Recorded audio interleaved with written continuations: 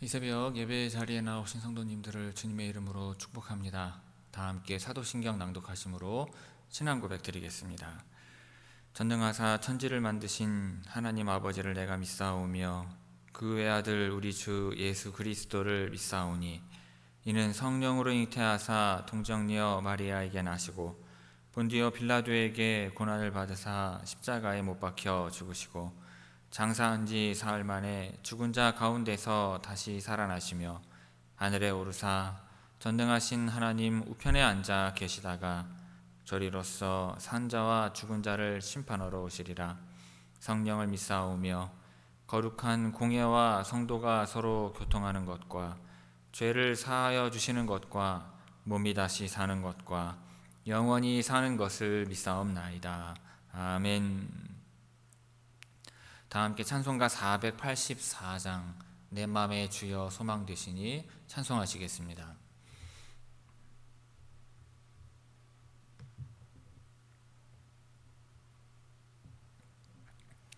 찬송가 484장입니다.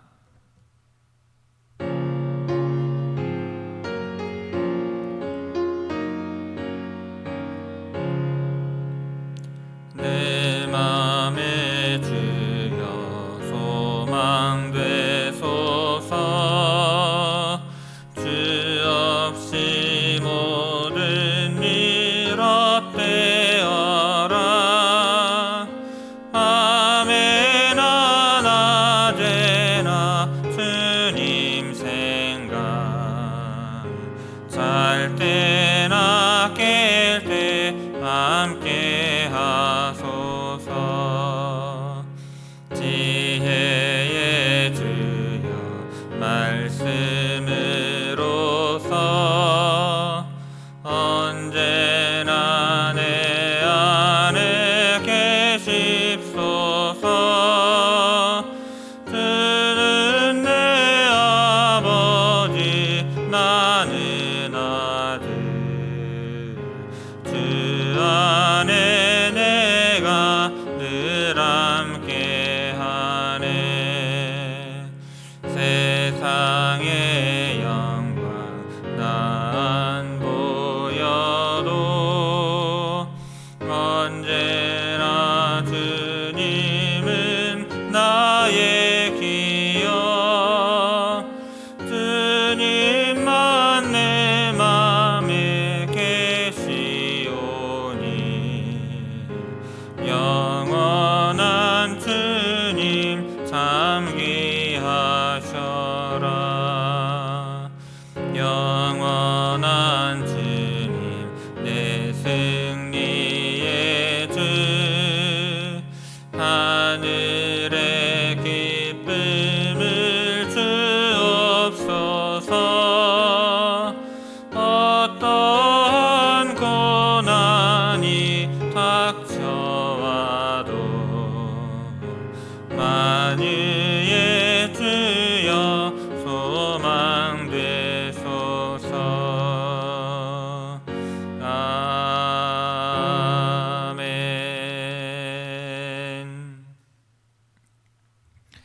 오늘 새벽 우리에게 주시는 하나님의 말씀은 에스겔 11장 13절에서 25절까지의 말씀입니다. 에스겔 11장 13절에서 25절의 말씀입니다.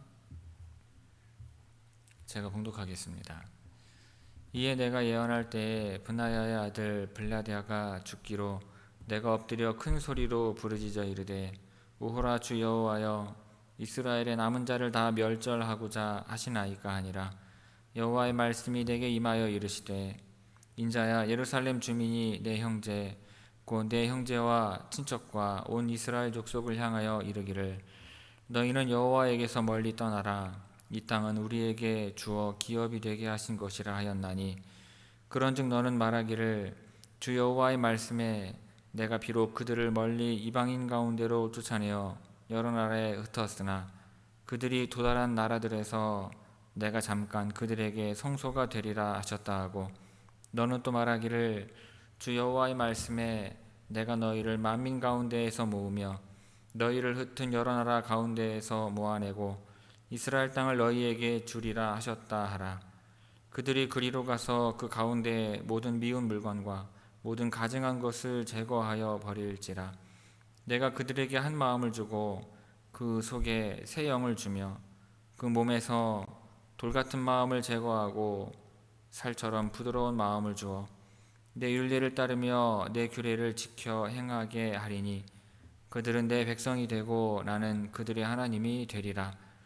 그러나 미운 것과 가증한 것을 마음으로 따르는 자는 내가 그 행위대로 그 머리에 갚으리라. 나 주 여호와의 말이니라. 그때 그룹들이 날개를 드는데 바퀴도 그 곁에 있고 이스라엘 하나님의 영광도 그 위에 덮였더니 여호와의 영광이 성읍 가운데서부터 올라가 성읍 동쪽 산에 머무르고 주의 영이 나를 들어 하나님의 영이 환상 중에 데리고 갈대아에 있는 사로잡힌 자 중에 이르시더니 내가 본 환상이 나를 떠나 올라간지라. 내가 사로잡힌 자에게 여호와께서 내게 보이신 모든 일을 말하니라. 아멘. 이 새벽 말씀을 통해 주시는 은혜가 충만하게 임하기를 바랍니다. 자, 오늘 본문은 한 고관의 죽음을 통해 심판의 현실을 보여주는 내용입니다.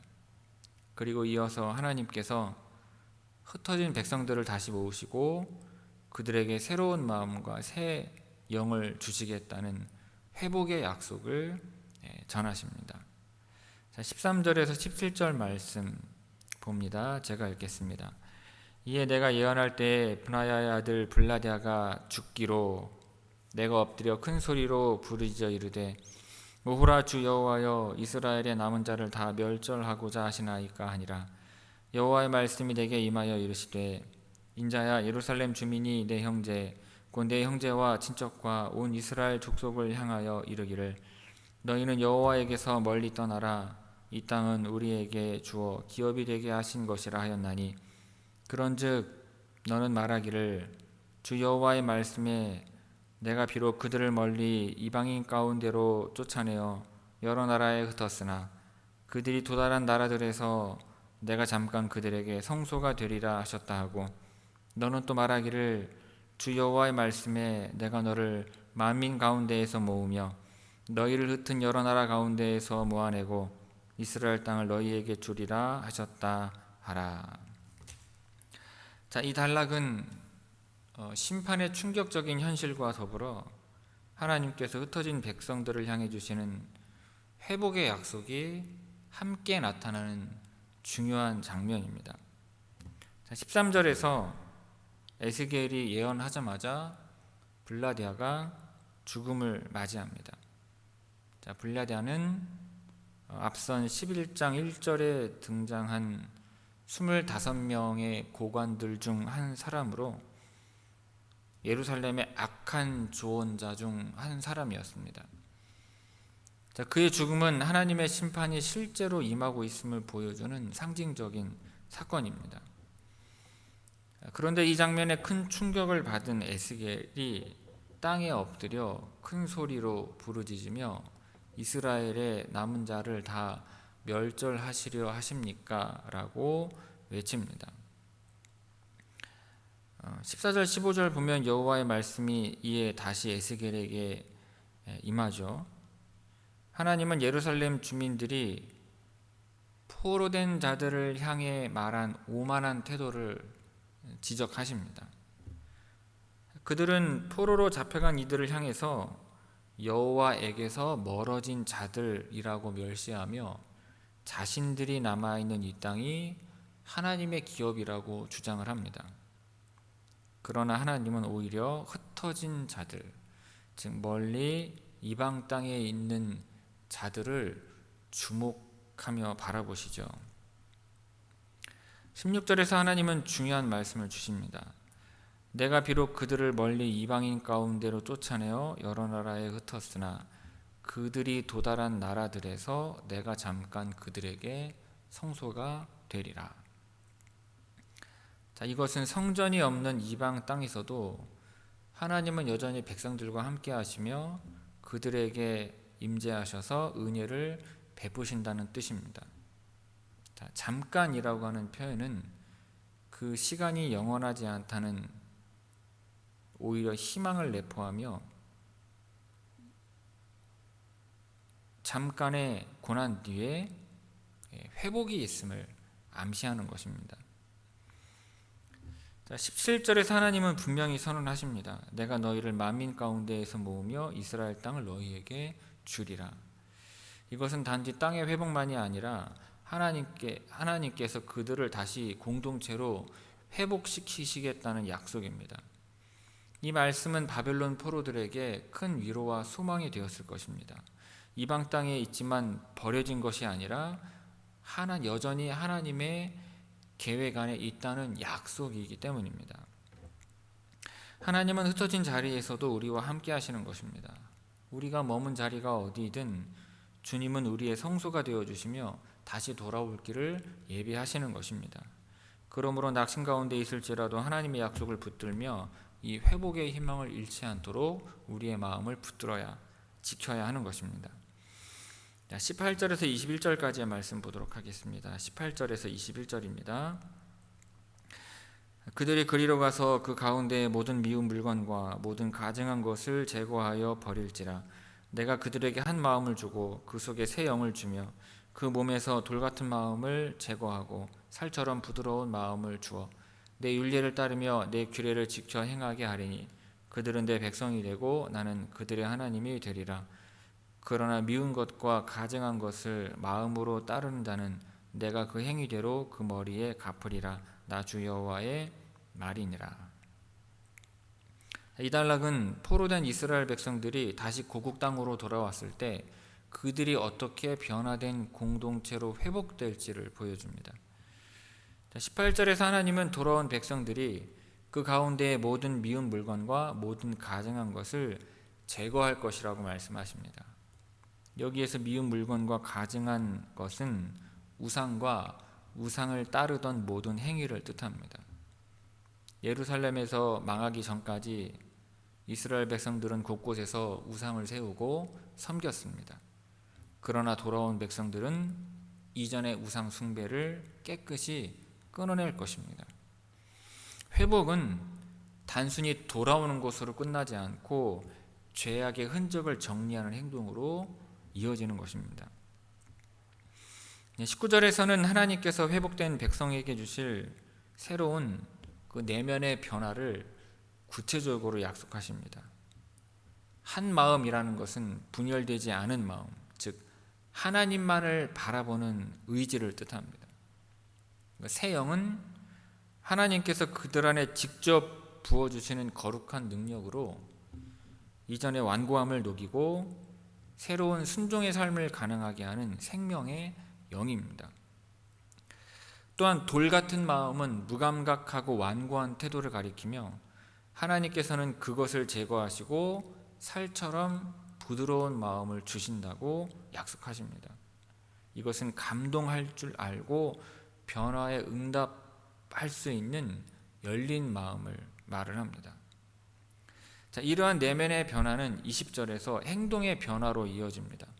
새 마음과 새 영을 받은 백성들은 내 율례를 따르며 내 규례를 지켜 행하게 되는 것입니다. 이전에는 율법을 듣고도 무시하거나 거역했지만 이제는 기꺼이 하나님의 말씀을 따르는 백성이 되는 것입니다. 이처럼 회복된 관계 속에서 그들은 내 백성이 되고 나는 그들의 하나님이 되리라는 이 언약의 회복이 선포되고 있습니다. 이 구절은 출애굽 이후부터 반복되어 온 언약이죠. 하나님의 백성과 하나님 사이에 다시 친밀한 관계가 세워질 것이라는 희망을 담고 있습니다. 그런데 21절은 이 회복의 약속이 모든 사람들에게, 모든 백성들에게 자동적으로 적용되는 것이 아님을 분명히 합니다. 여전히 미운 것과 가증한 것을 마음으로 따르는 사람들, 즉 우상 숭배를 버리지 않고 계속 고집하는 자들에게는 그들의 행위대로 갚으시겠다고 선언하십니다. 하나님은 자비로 회복을 이루시지만 동시에 죄에 대해서는 책임을 묻고 심판하시는 분임을 함께 강조하고 있는 것입니다. 하나님은 우리에게 단지 돌아오라고만 하지 않으시고 우리의 마음을 새롭게 하기를 원하십니다. 그러므로 굳은 마음을 버리고 부드러운 마음으로 주님의 말씀을 따르며 살아가도록 우리가 우리의 마음을 먼저 다져야 할 것입니다. 자, 마지막 22절에서 25절까지의 말씀 보도록 하겠습니다. 제가 읽겠습니다.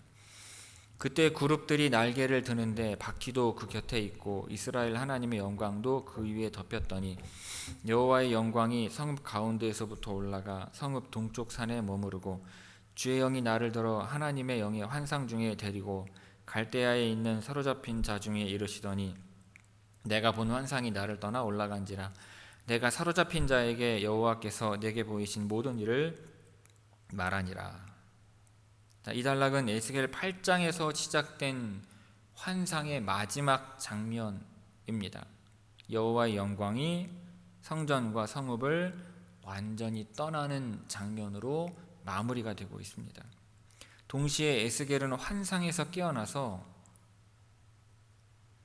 그 포로된 공동체에게, 백성들에게 자기가 본 것을 전하는 내용입니다. 22절에서는 그룹들이 날개를 들고 떠오르는 장면이 다시 등장을 합니다. 이 장면은 앞서 10장에서 묘사되었던 하나님의 이동이 이제 마무리의 국면에 접어들었음을 뜻합니다. 바퀴도 그룹 곁에 함께 있으며 이스라엘 하나님의 영광이 그 위에 덮여 있다고 말을 합니다. 이것은 하나님의 보좌가 여전히 이 하늘의 수레 모양을 따라 움직이고 있으며 하나님의 영광이 이 하늘 존재들과 함께 이동하고 있음을 보여줍니다. 하나님의 떠나심이 무질서한 퇴장이 아니라 거룩한 질서와 권위 가운데에서 이루어지고 있음을 알 수 있습니다. 자, 23절은 에스겔서 전체에서 매우 중요한 전환점입니다. 여호와의 영광이 성읍 가운데에서부터 올라가 성읍 동쪽 산에 머무르고 라는 구절은 하나님의 영광이 예루살렘 전체를 완전히 떠났다는 사실을 선언합니다. 성읍의 중심에서부터 떠나 동쪽 산, 즉 감람산에 이르러 머무르는 모습은 떠남과 동시에 기다림의 신호로 해석되기도 합니다. 이는 훗날 회복의 날에 다시 이 길을 따라서 여호와의 영광이 돌아올 것이라는 예고처럼 읽히기도 하는 것입니다. 24절에서는 주의 영이 에스겔을 갈대아에 있는 포로 공동체로 다시 데려옵니다. 자, 에스겔은 지금까지의 모든 환상을 하나님의 영 안에서 본 것이며 실제로 예루살렘에 있었던 것이 아님을 명확히 합니다. 자, 환상이 끝나자 에스겔은 다시 자신의 자리로 돌아옵니다. 그리고 25절은 이 모든 환상의 결론입니다. 에스겔은 포로로 잡혀있는 동족들에게 하나님께서 보여주신 모든 것을 전합니다. 에스겔은 받은 말씀을 자기 자신만 간직하지 않고 하나님께서 보여주신 그대로 충실히 전달하는 것입니다. 이로써 심판과 회복의 메시지가 이 포로 공동체 전체에게 전하여지게 되는 것입니다. 하나님의 영광이 떠나는 것을 보는 일은 슬프지만 그분은 떠나신 자리에서 다시 돌아오실 길을 예비하십니다. 우리도 하나님의 말씀을 받은 자로서 삶의 자리에서 그분의 뜻을 전하며 살아야 할 것입니다. 자, 13절에서 25절까지 우리 천천히 함께 읽도록 하겠습니다. 13절에서 25절까지 우리 함께 읽습니다. 이에 내가 예언할 때에 브나야의 아들 블라디아가 죽기로 내가 엎드려 큰 소리로 부르짖어 이르되 오호라 주 여호와여 이스라엘의 남은 자를 다 멸절하고자 하시나이까 하니라. 여호와의 말씀이 내게 임하여 이르시되 인자야 예루살렘 주민이 내 형제 곧 내 형제와 친척과 온 이스라엘 족속을 향하여 이르기를 너희는 여호와에게서 멀리 떠나라. 이 땅은 우리에게 주어 기업이 되게 하신 것이라 하였나니 그런즉 너는 말하기를 주 여호와의 말씀에 내가 비록 그들을 멀리 이방인 가운데로 쫓아내어 여러 나라에 흩었으나 그들이 도달한 나라들에서 내가 잠깐 그들에게 성소가 되리라 하셨다 하고, 너는 또 말하기를 주 여호와의 말씀에 내가 너를 만민 가운데에서 모으며 너희를 흩은 여러 나라 가운데에서 모아내고 이스라엘 땅을 너희에게 주리라 하셨다 하라. 그들이 그리로 가서 그 가운데 모든 미운 물건과 모든 가증한 것을 제거하여 버릴지라. 내가 그들에게 한 마음을 주고 그 속에 새 영을 주며 그 몸에서 돌 같은 마음을 제거하고 살처럼 부드러운 마음을 주어 내 율례를 따르며 내 규례를 지켜 행하게 하리니 그들은 내 백성이 되고 나는 그들의 하나님이 되리라. 그러나 미운 것과 가증한 것을 마음으로 따르는 자는 내가 그 행위대로 그 머리에 갚으리라. 나 주 여호와의 말이니라. 그때 그룹들이 날개를 드는데 바퀴도 그 곁에 있고 이스라엘 하나님의 영광도 그 위에 덮였더니 여호와의 영광이 성읍 가운데에서부터 올라가 성읍 동쪽 산에 머무르고 주의 영이 나를 들어 하나님의 영의 환상 중에 데리고 갈대아에 있는 사로잡힌 자 중에 이르시더니 내가 본 환상이 나를 떠나 올라간지라.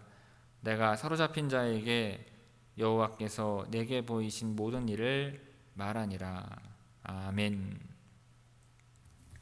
성도 여러분, 낯선 곳에 홀로 있을 때 마음이 얼마나 외로운지 우리는 잘 압니다. 익숙한 장소, 함께하던 사람들, 하나님을 예배하던 자리에서 멀어졌을 때 우리의 믿음도 점점 흔들리기 쉽습니다. 이스라엘 백성들이 바벨론 땅에 포로로 잡혀갔을 때도 그랬을 것입니다. 그때 하나님께서 에스겔에게 이렇게 말씀하십니다. 그들이 도달한 나라들에서 내가 잠깐 그들에게 성소가 되리라. 하나님은 성전이 없는 땅, 이방 땅에서도 친히 백성들에게 임재하시겠다고 하셨습니다. 이 말씀이 바로 오늘 우리의 위로이자 소망이 됩니다. 우리도 때로는 포로처럼 느껴질 때가 있습니다. 지금 있는 자리가 믿음과 멀어지고 하나님이 보이지 않는 것처럼 느껴질 때가 있는 것입니다. 하지만 하나님은 말씀하십니다. 내가 그 자리에서 너희 성소가 되어주겠다. 멀리 있는 것 같아도 하나님은 그 자리에 먼저 와 계시는 것입니다. 성도 여러분, 하나님은 건물에 갇히지 않으십니다. 지금 우리가 처한 그 자리, 그 마음 안에 임재하시는 것입니다. 말씀을 향해 마음을 열고 주님을 찾는 자리에 하나님은 성소가 되어 주시는 것입니다. 바라기는 하나님께서 오늘 우리도 이 흩어진 삶 속에서 주님의 임재를 경험케 하여 주시기를 바랍니다. 지금 있는 그 자리에서 우리 모두가 다시 회복의 은혜를 누리기를 주님의 이름으로 축원을 드립니다. 기도하겠습니다. 아버지 하나님, 흩어진 자리에서도 저희를 외면하지 않으시고 성소가 되어주시니 감사를 드립니다. 하나님의 임재를 사모하며 살아가고자 하오니 저희의 마음을 다시 열게 하옵소서. 오늘도 주님을 찾는 자리에 친히 오셔서 회복의 은혜를 베풀어 주옵소서. 이 새벽 주님 앞에 나온 성도들과 교회 위에 주님의 임재가 머물게 하여 주시기를 원하오며 이 모든 말씀 예수님의 이름으로 기도하옵나이다. 아멘. 하늘에 계신 우리 아버지여, 이름이 거룩히 여김을 받으시오며 나라가 임하시오며 뜻이 하늘에서 이루어진 것 같이 땅에서도 이루어지이다. 오늘 우리에게 일용할 양식을 주시옵고 우리가 우리에게 죄 지은 자를 사하여 준 것 같이 우리 죄를 사하여 주시옵고 우리를 시험에 들게 하지 마시옵고 다만 악에서 구하시옵소서. 나라와 권세와 영광이 아버지께 영원히 싸움나이다. 아멘.